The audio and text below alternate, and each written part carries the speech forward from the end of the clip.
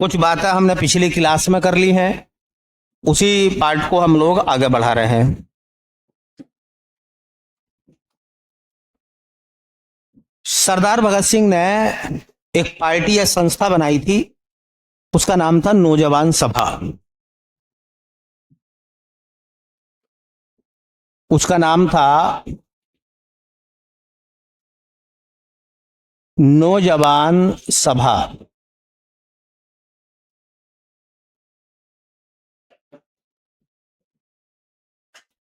देखिए, पहला सवाल यह है कि जो नौजवान सभा है उसकी स्थापना कब हुई है। नौजवान सभा की स्थापना कब हुई थी?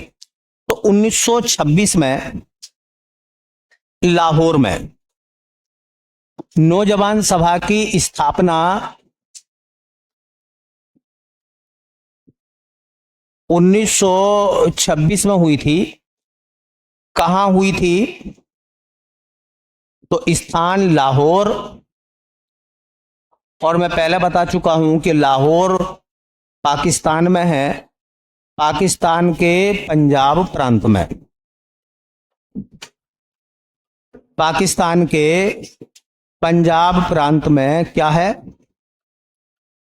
लाहौर। नौजवान सभा के जो संस्थापक थे वो थे सरदार भगत सिंह।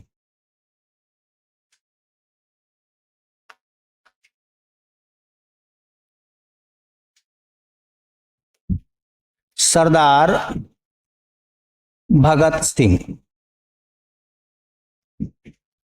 तो ये याद रखें कि नौजवान सभा कब बनी थी? 1926 में। कहां बनी थी? लाहौर में। और उसके संस्थापक कौन थे? सरदार भगत सिंह। क्यों बनाई गई थी? इसके नाम से पता चल लिया है। ये एक ऐसी संस्था थी जो ब्रिटिश हुकूमत के खिलाफ नौजवानों को एकजुट करती थी, ताकि पंजाब के जो नौजवान हैं वो सबके सब एक मंच पर एक जगह रहें, ताकि अगर एक व्यक्ति को किसी घटना का पता चल जा तो सब लोग मिलकर उसका विरोध करें। और ये नौजवानों की सभा थी। इसमें जितने भी व्यक्ति शामिल थे वो सब, कोई 12-15 साल, कोई 18 साल, कोई 20 साल, इस तरह की उम्र के नौजवान इसमें शामिल थे। इसलिए इसको नाम दिया गया था नौजवान सभा। उधर क्या होता, देखिए, उधर होता यह है कि एक मूवमेंट हुआ था नॉर्थ इंडिया में, हरदोई में, Kakori train action. Kakori train action. और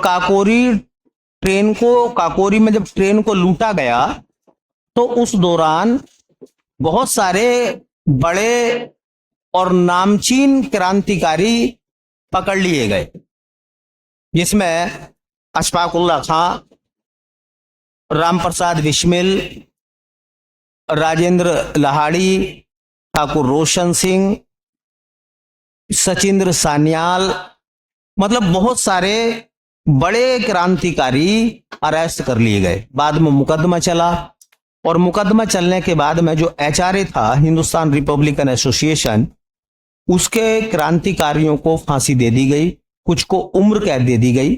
ठीक है। तो जब संगठन के बड़े नेता अरेस्ट हो जाओ और बाद में उन्हें फांसी लग जा तो संगठन कमजोर हो जाता है। तो एचआरए, हिंदुस्तान रिपब्लिकन एसोसिएशन का एक बड़ा नाम बचा हुआ था चंद्रशेखर आजाद।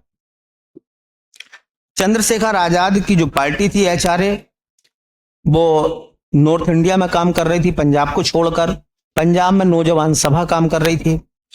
उसका विस्तार करने के लिए, और जो क्रांतिकारी शहीद हो गए थे, ठीक है, उनकी कमी ना खले, इस मामले को लेकर के अब नेतृत्व कौन करेगा, तो पार्टी को बड़ा करने के लिए दोनों संगठनों का विलय हुआ, हिंदुस्तान रिपब्लिकन एसोसिएशन और नौजवान सभा का। ये विलय हुआ है 1928 में।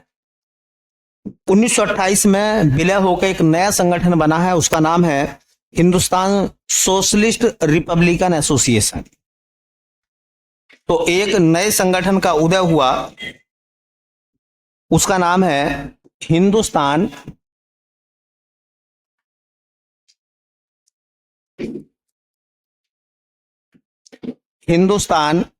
सोशलिस्ट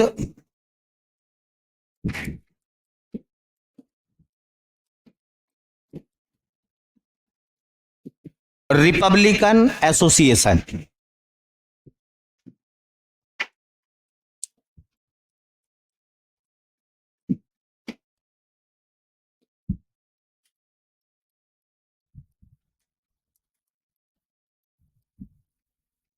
रिपब्लिकन एसोसिएशन,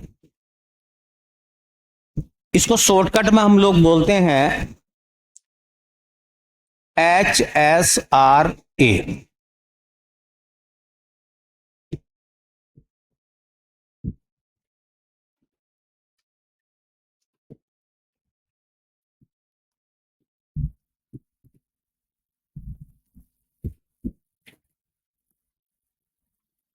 क्या कहते हैं इसको? HSRA, Hindustan socialist Republican association. सवाल पूछा जाएगा कि इसका गठन कब हुआ था?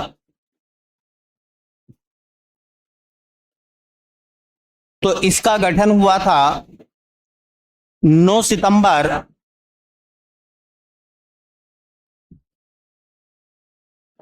1928 को।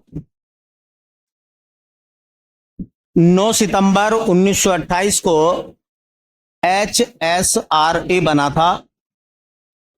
कहां बना था? स्थान तो फिरोज शाह कोटला,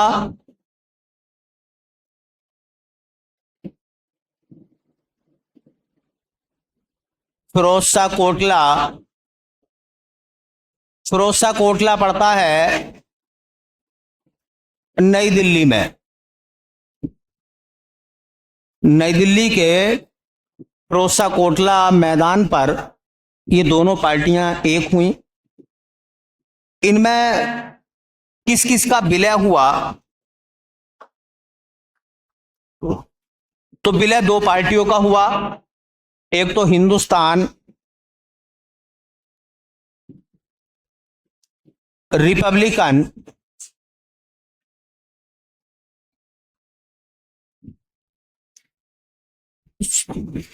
एसोसिएशन,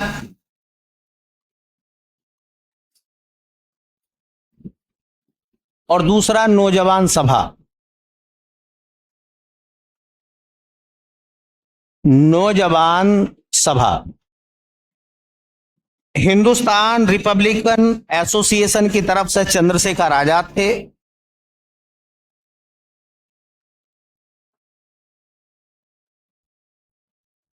इसी को शॉर्टकट में हम HRA कहते हैं। और नौजवान सभा की तरफ से भगत सिंह थे।